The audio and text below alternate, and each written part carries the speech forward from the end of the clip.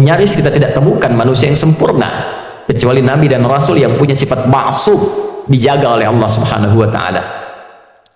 Siapa yang dari baligh sampai sekarang Jumatan yang tidak pernah salah pandangannya, tidak pernah keliru bicaranya, tidak pernah salah mendengarnya? Mustahil. Ustaz, seustad-ustadnya, kiai sekiai-kiainya pasti pernah salah. Jadi kalau Anda ingin mencari kesalahan seorang ustaz, dia pasti ditemukan sepanjang dia manusia. Kiai demikian, Habib demikian, sepanjang manusia, sepanjang bukan Nabi dan Rasul.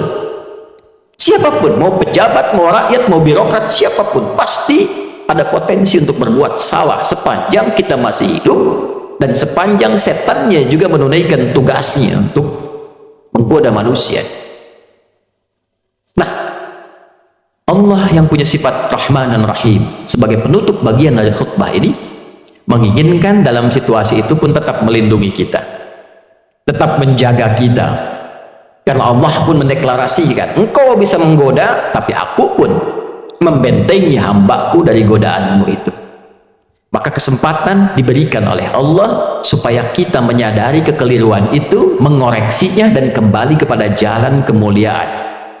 Tidak ada manusia yang tidak salah selain Nabi dan Rasul, tapi diberi kesempatan oleh Allah dari kesalahan itu kembali menjadi soleh.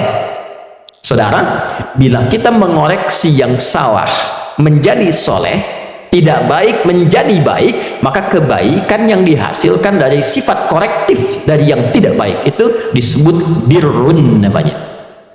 Birrun. Bila itu melekat pada diri kita, kembali jadi baik, birrunnya nempel dalam diri kita, jadi baik lagi, maka berubah menjadi mabrurun. Maka dilatihlah setidaknya dalam ritual setahun sekali, belajar, kontemplasi, apa selamanya saya akan jadi seperti yang tidak baik ini, kata-kata kotor, senang mencela orang, pikiran yang nggak bagus, mendengar yang nggak baik, sementara saya sadar saya pulang akan menghadap Allah, nanti dikumpulkan di padang Arafah, maka dibawa ke miniatur kehidupan orang kumpul semua sama, mau pejabat, mau rakyat, mau punya kedudukan, mau tidak, pakaiannya sama, ritualnya serupa, deklarasi kesetaraan. Bahkan sebelum PBB deklarasi, sebelum ada terbentuk banyak negara, Islam sudah memperkenalkan kesetaraan. Tapi dalam kesetaraan itu ada renungan, apakah akan begini selamanya? Sementara kita akan pulang kepada Allah, apa enggak malu pulang dengan status sebagai pencuri, pulang dengan status sebagai koruptor, pulang dengan status sebagai pencela, pulang dengan status sebagai penyogok? Apa enggak malu diviralkan di alam akhirat nanti? Fulan koruptor, fulan penyogok, fulan pezina, fulan penipu, datanya dibuka semua, nggak bisa bohong dia. Apa nggak malu? Maka direnungi itu di Arafah itu, taubat dia, kenali dirinya, tahu kemana ia berkehidupan, kemana ia berakhir, kemana ia pulang. Setelah itu dia bertekad, dia zikir dari Arafah pergi ke Muzdalifah. Fa idza afadtum min Arafatin fadhkurullaha indal masy'aril haram. Dia bawa zikirnya, dia bertekad, dia akan lempari itu sifat-sifat buruknya yang ada dalam tubuhnya dulu, karena tiga yang mempengaruhi dia menjadi tidak baik.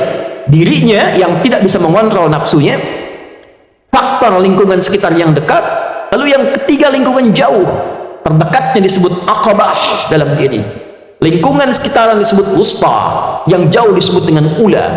Maka yang pertama dia lakukan, lempari dulu sifat yang tak baik dalam dirinya.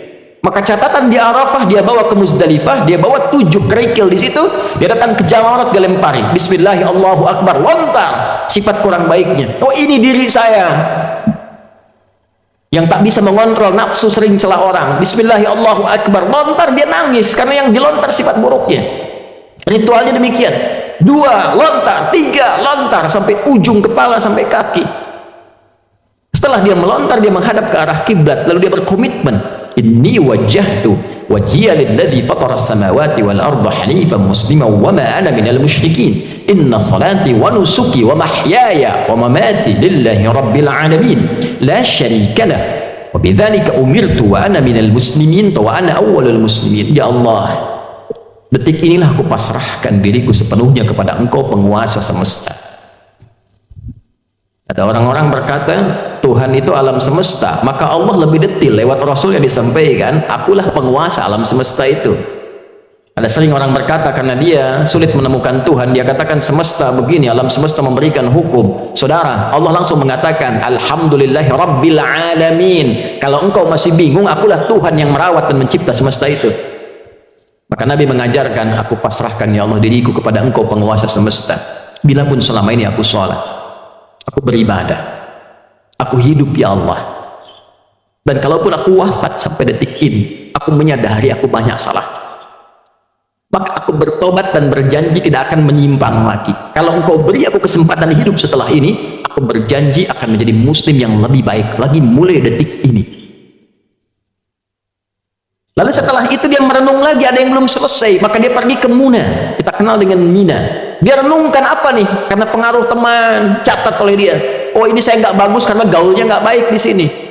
Karena pengaruh tempat baru, dia bertugas, bertemu lingkungan baru, maka dia balik lagi, sehari renungkan lagi, 2 hari, dia merasa bagus, selesai tawaf ifadah, terdahulukan oleh dia, selesai, tuntas hajinya.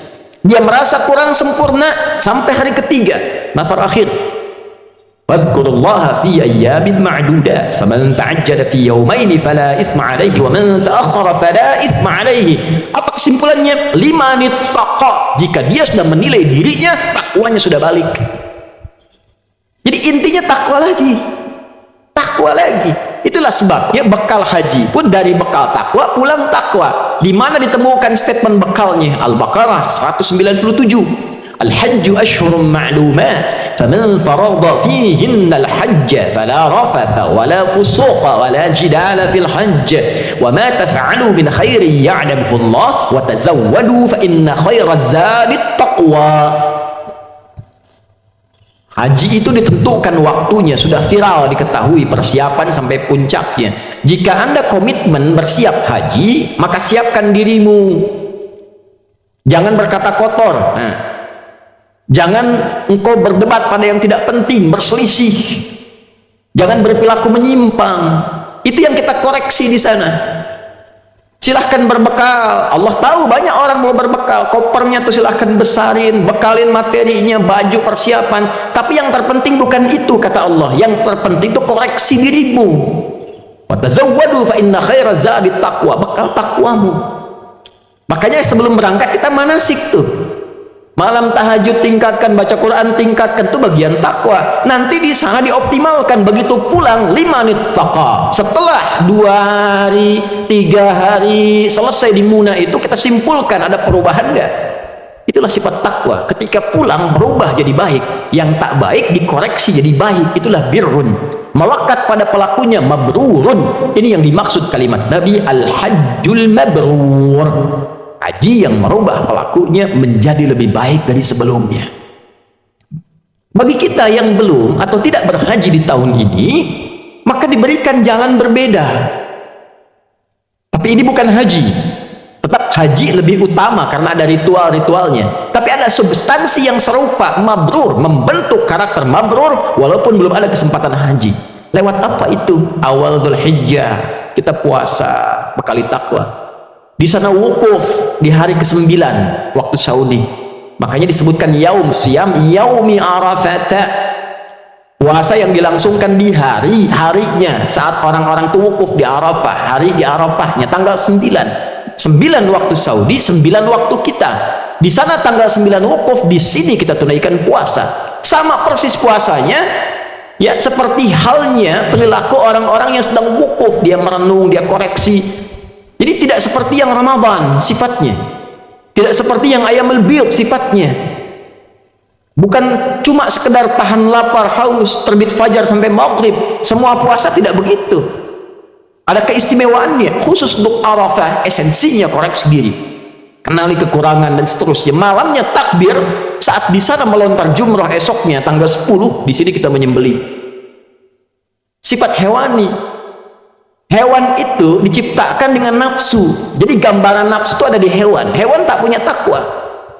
Karena di sana melontar sifat hewani nafsunya, di sini menyembelih, dan kalimatnya setelah itu sama, menghadap ke arah kiblat, mengatakan kalimat yang sama, inni wajjahtu, dan seterusnya. Inilah Inilah yang dimaksud Allah di Quran surah 22 ayat 37. Di sana takwa, di sini takwa. La yanalullaha luhumuha wala dima'uha walakin yanaluhut taqwa minkum. Yang diterima, yang sampai pada Allah itu bukan berapa besar sapinya, bukan berapa besar kerbaunya, bukan berapa banyak darahnya. Yang diterima oleh Allah, kata Allah, takwanya. Ada perubahan nggak? Merasa lebih dekat nggak dengan Allah? Merasa meningkat gak ibadahnya? Meningkat, mendekat, lebih dekat lagi, itu korban. Semakin meningkat disebut kurban. Itulah sebabnya ibadahnya disebut kurban. Dari kata koruba, bukan korban. Kurban. Kenapa disebut kurban?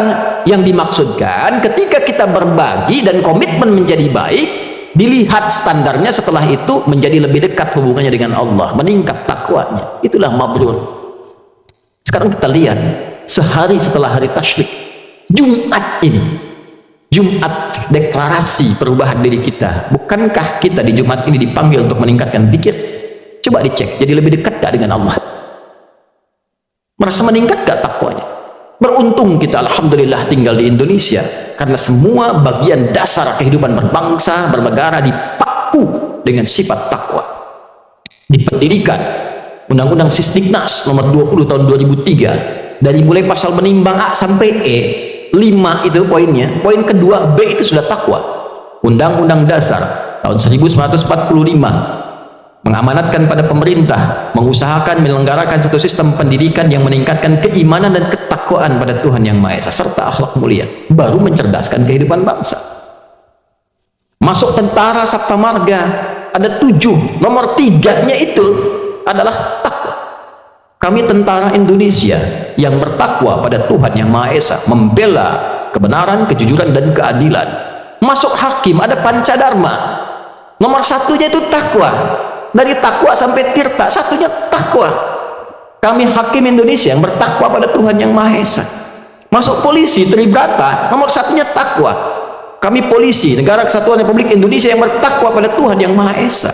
Jadi itu ukuran pendiri bangsa ini menginginkan kita jadi orang baik sebelum pintar. Sebab pintar tidak baik, celaka. Korupsi itu banyak dilakukan oleh yang pintar, pengelabuannya oleh yang pintar. Cuma karena nggak ada takwanya sebagai amanat undang-undang, itu yang jadi problem. Nah, kalau kita mengklaim negara muslim terbesar, setiap Jumat pengingat pertama takwa, hadirin. Bertakwalah kepada Allah dengan sebenar-benarnya takwa. Tuh pulang Jumatan, betul nggak takwanya ada tuh? Ada nggak yang hilang sendal tuh? Baru keluar masjid. Tuh kalau kita tunjukkan menjadi muslim yang benar, berubah jadi lebih baik, korban dekat dengan Allah, itulah esensi manusia mabrur yang diinginkan oleh Allah dan